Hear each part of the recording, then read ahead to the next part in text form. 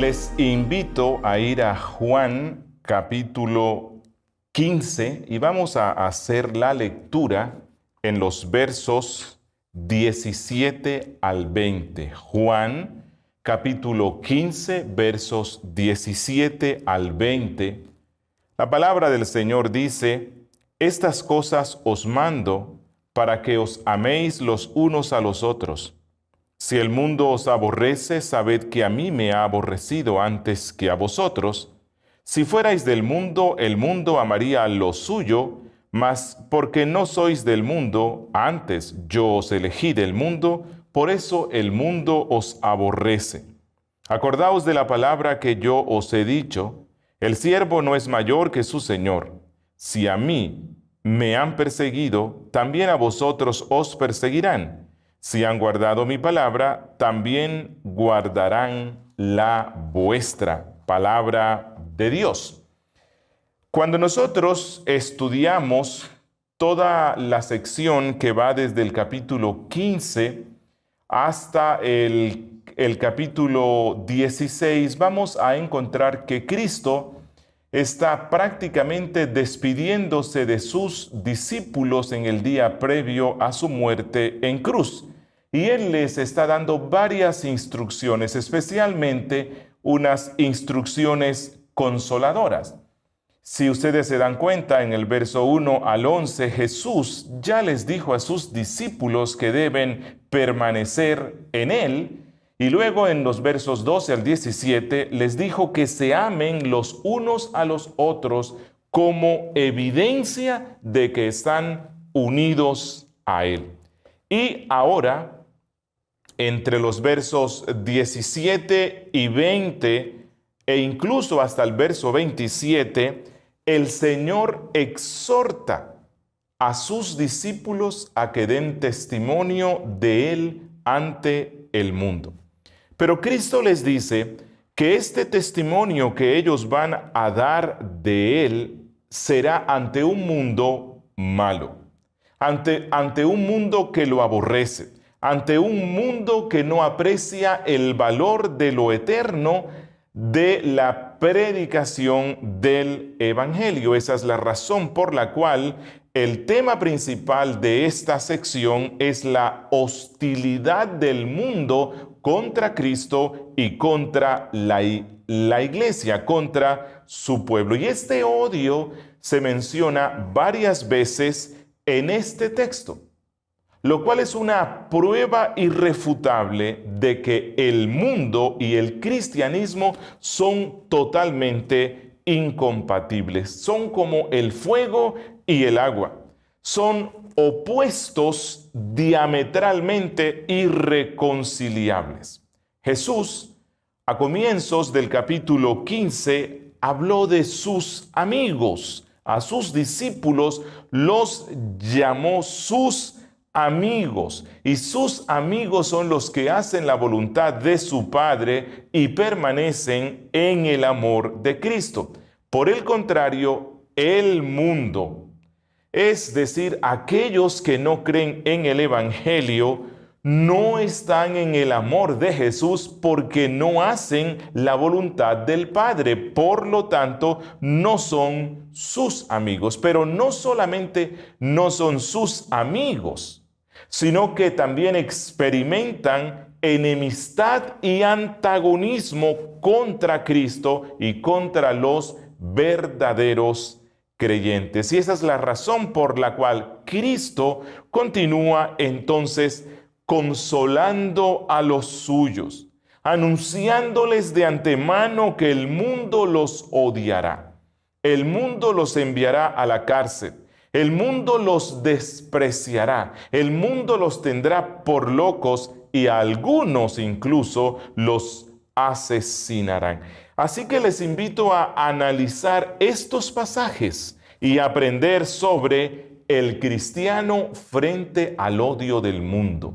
El cristiano frente al odio del mundo. Y nos vamos a enfocar en tres pensamientos centrales que desarrolla Cristo en estos pasajes. En el verso 17, Cristo habla de el amor entre los hermanos. una cura frente al odio del mundo. El amor entre los hermanos, una cura frente al odio del mundo. Miren lo que dice en el verso 17. Esto os mando, que os améis unos a otros. Aquí una vez más, Jesús repite el legado principal que ha dado a sus discípulos, el amor mutuo, pero en esta forma, Cristo, o más bien en este pasaje, Cristo lo hace de una forma distinta. Y es que los discípulos de Cristo deben amarse los unos a los otros de manera abnegada porque permanecen en Él. Pero en este pasaje, este amor que Cristo demanda de los suyos es el resultado del gran amor que Él ha manifestado hacia ellos al elegirlos por gracia.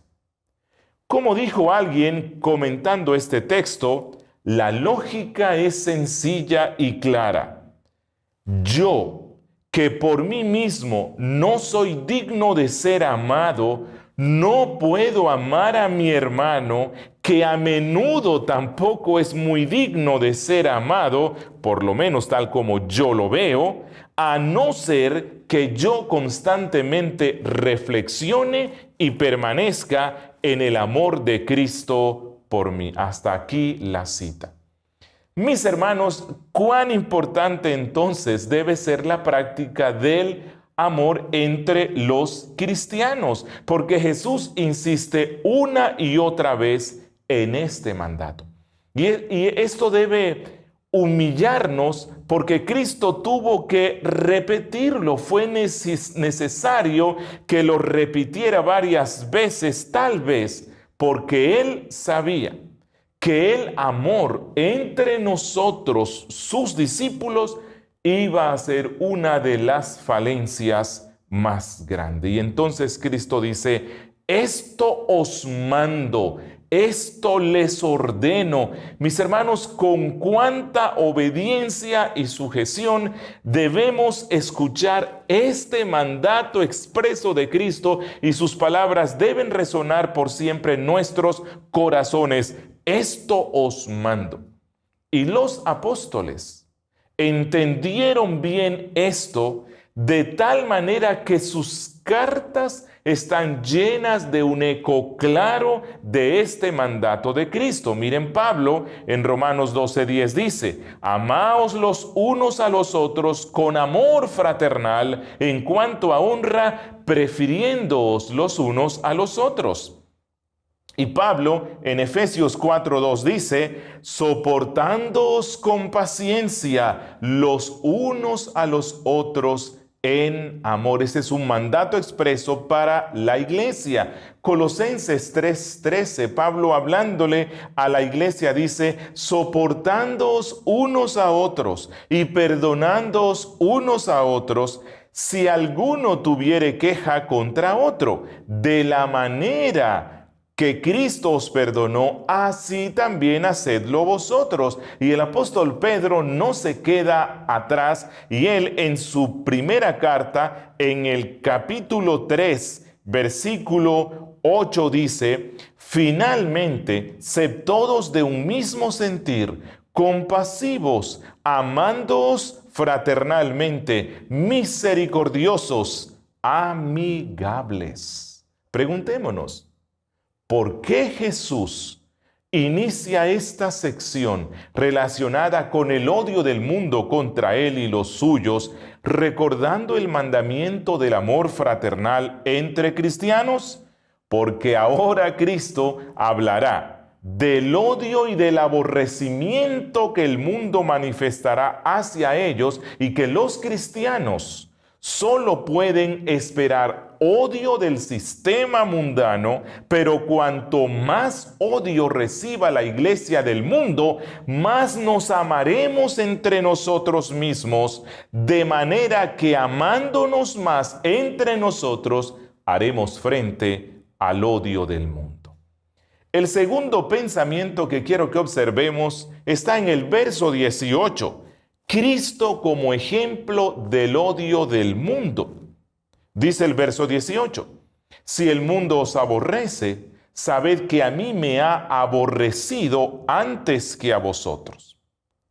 Es probable que el mandato del amor entre los creyentes haya llevado a los discípulos a pensar que era su responsabilidad cultivar el amor hacia el mundo de tal manera que el mundo iba a responder positivamente a ese mismo amor de los cristianos y entonces este mundo iba a ser un paraíso de amor y paz. Pero Jesús les advierte diciéndoles que aunque ellos deben amar y deben procurar la paz con todos los hombres en el mundo, no van a recibir la misma respuesta del mundo. Es más, que lo normal que debe esperar el creyente, la iglesia, del sistema mundano de pecado es el aborrecimiento. Dice Cristo, si el mundo os aborrece, esto no es una suposición.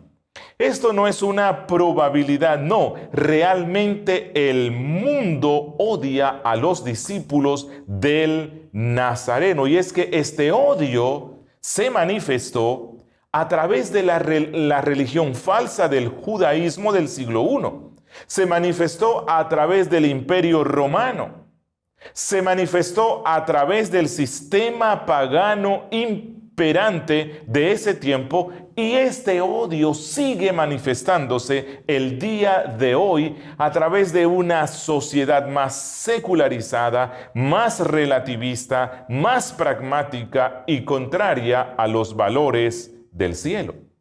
Todo este odio procede del mundo. Y el término mundo aquí debe interpretarse como el reino del mal, el sistema de maldad que se opone a todo lo bueno, que se opone a todo lo que se relaciona con Cristo y su reino, incluyendo a la cristiandad apóstata. El mundo los odiará por una causa, por causa de Cristo. Pero la iglesia no responderá con odio, no, responderá con el testimonio de Cristo. Les anunciará el camino de salvación y reconciliación, siendo así entonces imitadores de Cristo, como dice primera de Pedro 2:23. ¿Quién, hablando de Cristo, cuando le maldecían, no respondía con maldición? Cuando padecía, no amenazaba, sino encomendaba la causa al que juzga justamente. Algunos creyentes jóvenes creen que el aborrecimiento del mundo hacia la iglesia se debe a que los pastores más ancianos han hecho algo mal. La iglesia ha estado haciendo algo mal. Y ellos creen que si los cristianos fuéramos más amables, más gentiles, más humildes, más parecidos a Cristo, el mundo dejaría esa animosidad contra la iglesia, pero esto en realidad es un grave error.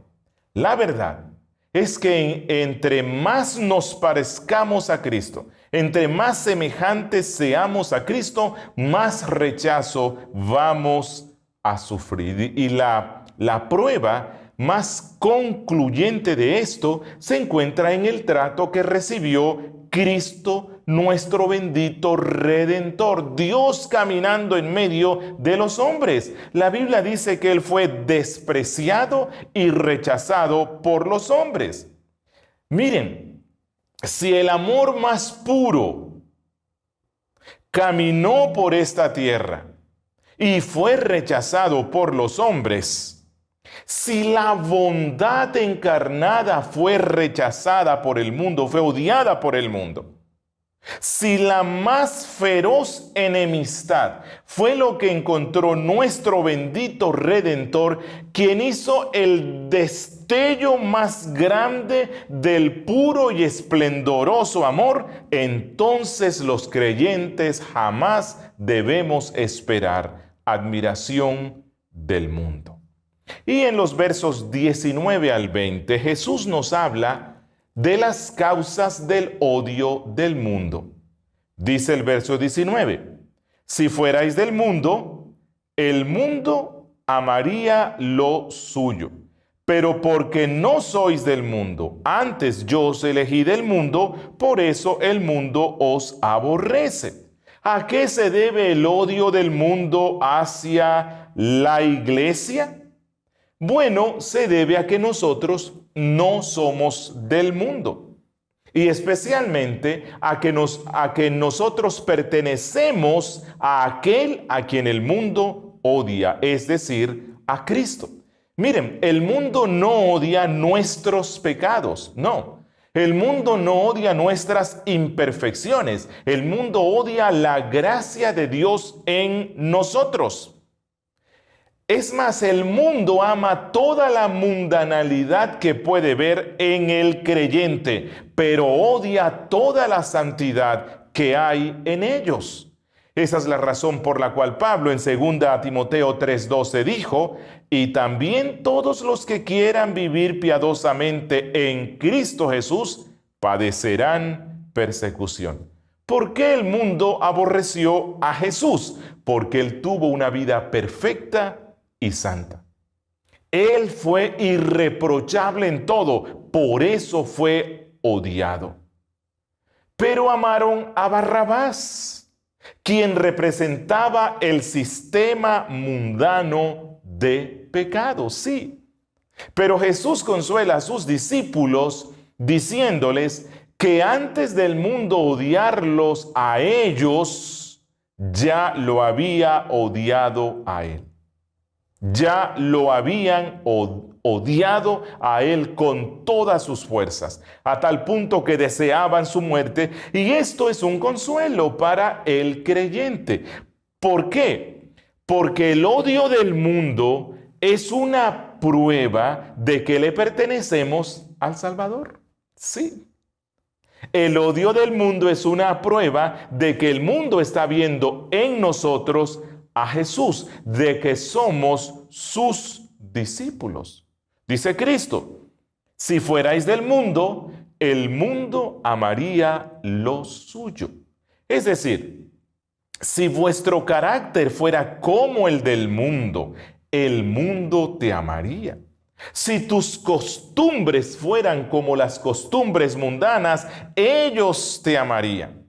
Si vuestra forma de hablar, de reaccionar, de vestir, de andar, de reírte, si tus diversiones y todas tus costumbres y filosofías de vida fueran como las del mundo, tendrías el amor del sistema de maldad que impera en el mundo. Y no buscamos los mismos objetivos del mundo, por eso el mundo nos aborrece. No somos gobernados por sus mismos principios, por eso el mundo nos odia. Pero la implicación entonces es esta: ustedes no son del mundo. Ustedes son distintos. Los verdaderos creyentes ya no forman parte del mundo, y no por una decisión que tomamos voluntariamente nosotros al ver la maldad que impera en el mundo. No. Esto fue el resultado de una cosa. ¿De qué? Que el Salvador nos eligió. El Salvador nos eligió por gracia desde antes de la fundación del mundo, como dice Efesios 1:4. Nos eligió para que fuéramos de Él. Nos eligió para que fuéramos como Él, para que nos deleitáramos en lo que se deleita Cristo. Y esta elección, aunque fue hecha en la eternidad, se cumplió en el tiempo. Y los discípulos que estaban escuchando ese día a Cristo, algunos vinieron a Cristo por medio de la predicación y el testimonio de Juan el Bautista, otros a través de otros discípulos de Cristo, y otros recibieron el llamado directo de Cristo de sus labios. Pero todos ellos fueron llamados por Cristo con un propósito. ¿Cuál fue? para que salieran del sistema mundano y entraran a formar parte del reino de los cielos, viviendo por siempre para la gloria de Dios. Y como consecuencia de este acto electivo del amor de Dios, estos hombres se habían vuelto distintos al mundo. Estos hombres habían abandonado el sistema de pecado al cual habían pertenecido. Incluso el testimonio que ellos daban de Cristo, poco o mucho, el mundo lo estaba viendo como una afrenta contra ellos. Recordemos que Cristo les dijo a sus discípulos en Juan 8:23, vosotros sois, bueno, no a los discípulos, Cristo le había dicho a sus enemigos en Juan 8:23, vosotros sois de abajo, yo soy de arriba. Vosotros sois de este mundo, yo no soy de este mundo. Pero ahora es interesante ver que le dice a sus discípulos, a sus amigos, ustedes tampoco son de abajo, ustedes tampoco son de este mundo, ahora son de arriba, ahora buscan las cosas de arriba, las cosas del cielo, donde Jesús está sentado a la diestra del Padre. Y dice Cristo, antes yo os elegí del mundo, por eso el mundo os aborrece. Mis hermanos, la doctrina de la elección soberana es causa de aborrecimiento y de odio en todo aquel que no conoce realmente a Cristo. Y eso se puede ver en la primera predicación que Cristo dio en la sinagoga de Nazaret. Cuando Jesús explicó la doctrina de la elección soberana de la gracia de Dios para bendecir a unos y no a otros, como por ejemplo en el caso de la viuda de Sarepta, una extranjera, aunque había muchas viudas en Israel, o el caso de Naamán el leproso, un extranjero, aunque había muchos leprosos en Israel. Cuando Cristo explica esto, ¿qué hizo la congregación judía de Nazaret, que estaba compuesta por incrédulos? Lucas narra cómo reaccionaron ellos en el capítulo 4, versos 28 al 29, diciendo esto: al oír estas cosas de la elección soberana por gracia, todos en la sinagoga se llenaron de ira y levantándose le echaron fuera de la ciudad. Pregunto, ¿será que las cosas han cambiado mucho en el mundo religioso de nuestra época? No. Actualmente el mundo y la falsa cristiandad se ofenden cuando escuchan la doctrina de la elección divina por la gracia de Dios. Ellos no pueden aceptar que un Dios bueno escoja a unos para salvación y abandone a otros en el pecado y en la miseria en la cual ellos quieren andar. En el tiempo de Cristo, fue el mundo religioso el que principalmente se opuso a la doctrina de la predestinación. Y lo mismo sucede hoy. Y eso nos muestra algo. Nos muestra que la mundanalidad es más abundante en el campo evangélico de lo que uno piensa. Y luego Cristo en el verso 20 dice: acordaos de la palabra que yo os he dicho. El siervo no es mayor que su Señor. Y esto se relaciona con algo que sucedió en Juan 13, verso 16. En la misma noche previa a la crucifixión, Jesús les había dicho: el siervo no es mayor que su Señor.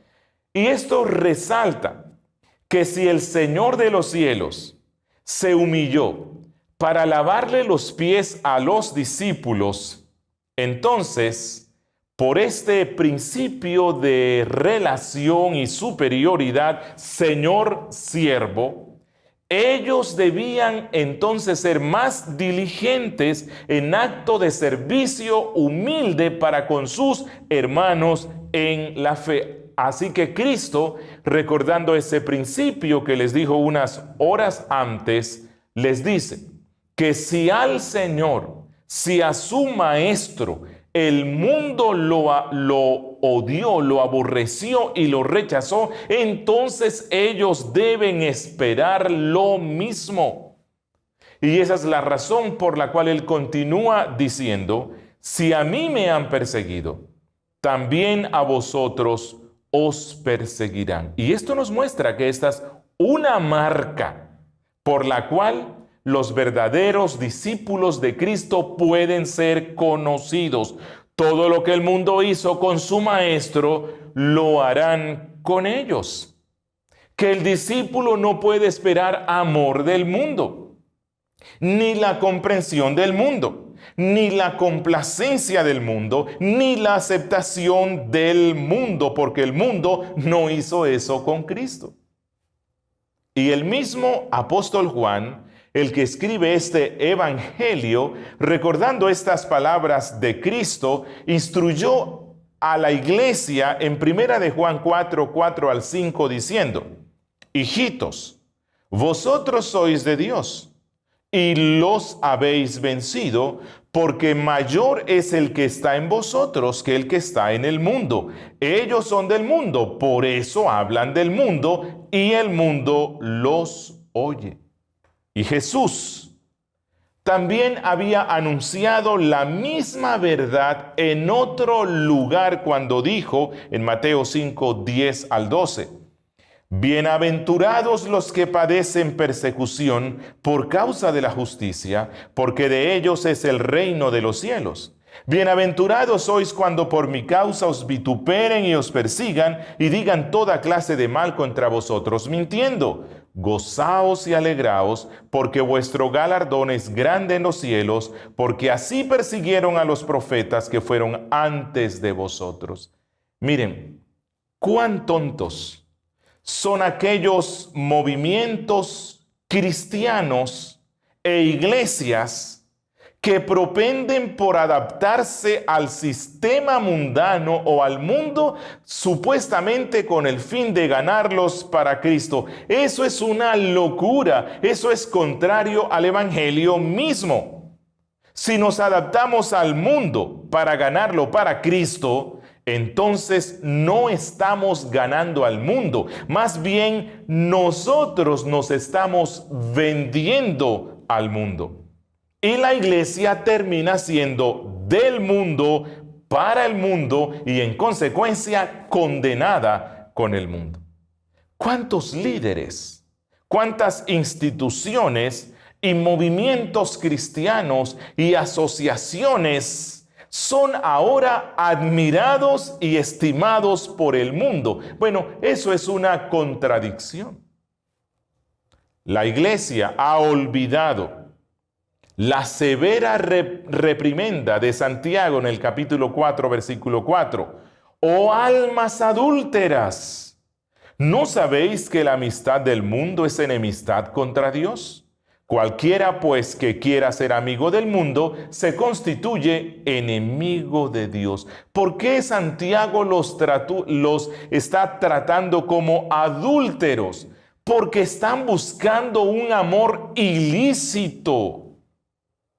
De manera que cualquier cristiano que busca su deleite en el mundo, cualquier iglesia que busca la amistad del mundo haciéndose como el mundo, es declarado culpable de adulterio espiritual. Primera de Juan 2:15 dice, no améis al mundo, ni las cosas que están en el mundo. Si alguno ama al mundo, el amor del Padre no está en él. Y Romanos 12:2, Pablo dice, no os conforméis a este siglo o a este mundo, sino transformaos por medio de la renovación de vuestro entendimiento. Y luego de haber comprendido las palabras de Cristo, deseo concluir con unas aplicaciones y te preguntaría a ti, hermano, Hermano, tú que estás experimentando la burla del mundo, el desprecio de tu familia por causa de Cristo, alégrate, no estés triste. Alégrate y gózate por ello. Eres de los bienaventurados que el mundo aborrece. Y una aplicación especial para las iglesias cristianas, pastores.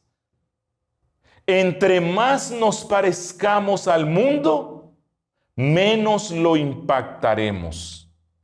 Entre menos nos parezcamos al mundo, más lo vamos a impactar. Estamos viendo una cristiandad que cada día está buscando la forma de contextualizar la vida cristiana, pero este contextualizar en ocasiones implica hacernos como el mundo, supuestamente para ganar al mundo, malinterpretando algunas palabras del apóstol Pablo.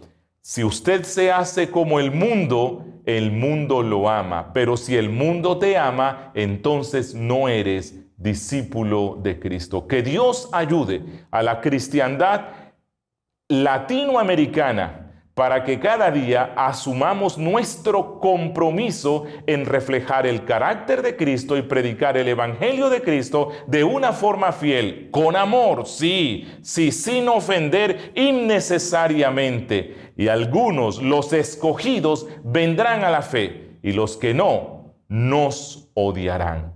Pero vamos a sentirnos y a ser bienaventurados. Que Dios les bendiga.